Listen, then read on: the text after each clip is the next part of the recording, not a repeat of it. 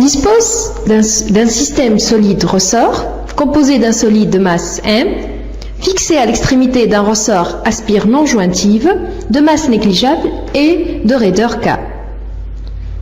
Il est en train d'osciller sans frottement horizontalement sur une table à coussin d'air.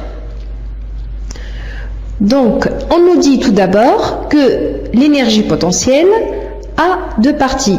Donc, la première partie concerne l'énergie potentielle de pesanteur. On va appeler cette partie-là EP1. Et on nous dit que l'énergie potentielle de pesanteur va être comptée nulle, parce qu'à l'altitude de centre d'inertie, à l'altitude de G, on a la pesanteur, on a l'énergie potentielle nulle. Donc, pour Z égale ZG, on a EP1 égale à 0. Donc, la deuxième partie, c'est celle de l'élasticité du ressort. Pour cette partie-là, EP2, nous avons, pour EP2 à x égale à 0, nous avons EP2 égale à 0. Donc, pour un allongement nul, nous avons une énergie potentielle nulle. Donc, EP2 pour x égale à 0 égale à 0. Donc, EP, qui est la somme des deux parties, va en fait devenir un demi kx carré.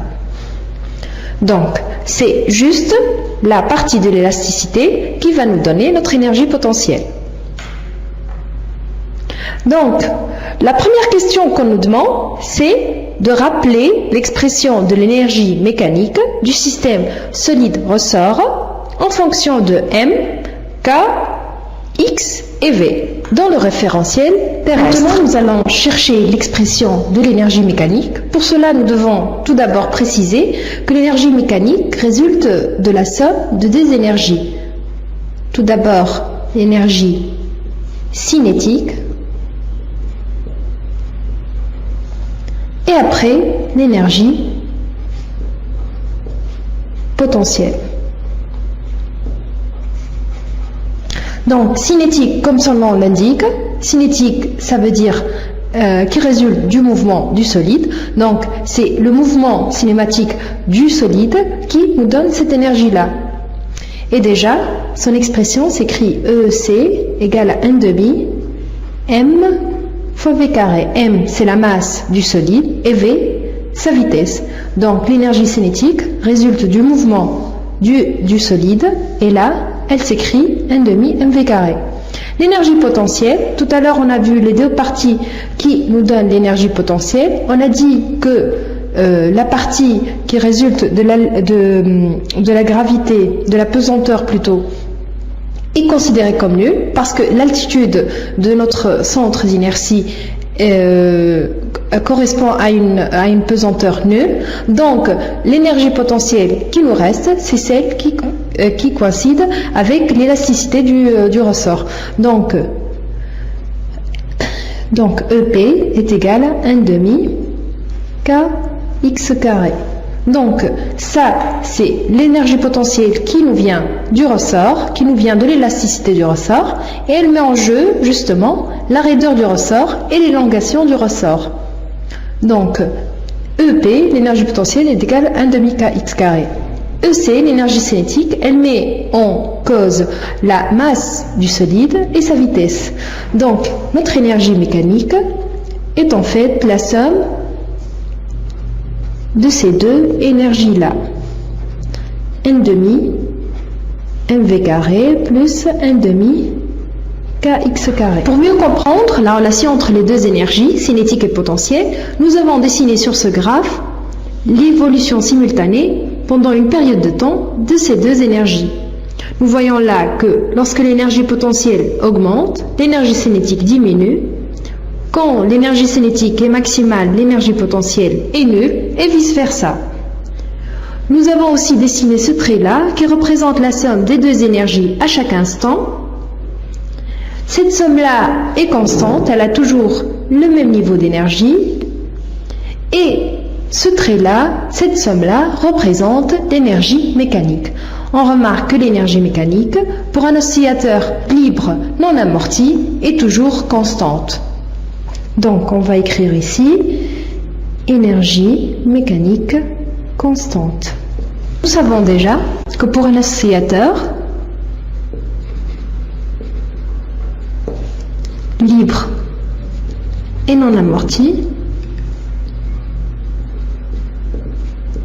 E de M est une constante.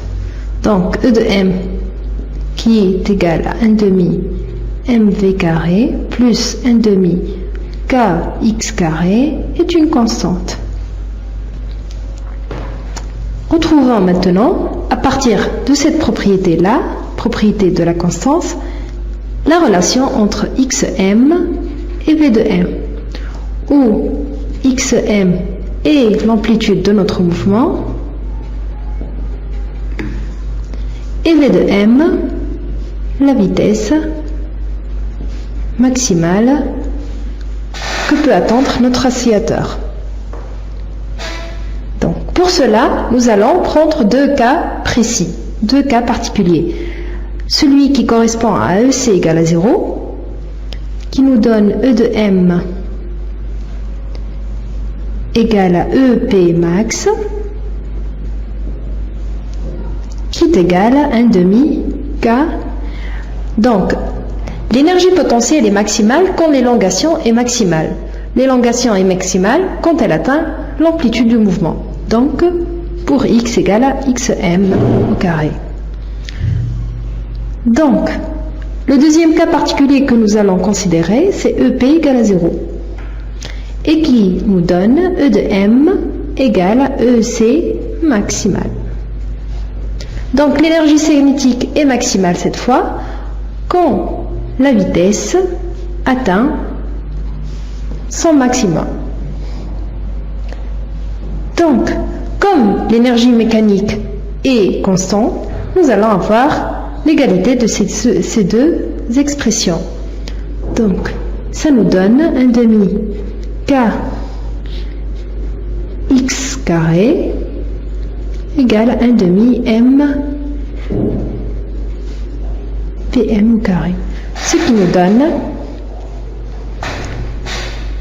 V de M au carré égale K sur M fois XM au carré. K sur M peut s'écrire aussi de la forme de 2pi sur T0 le tout au carré. Donc, nous allons avoir alors V de M égale 2pi sur T0 fois XM. Voilà la relation qui relie nos deux grandeurs.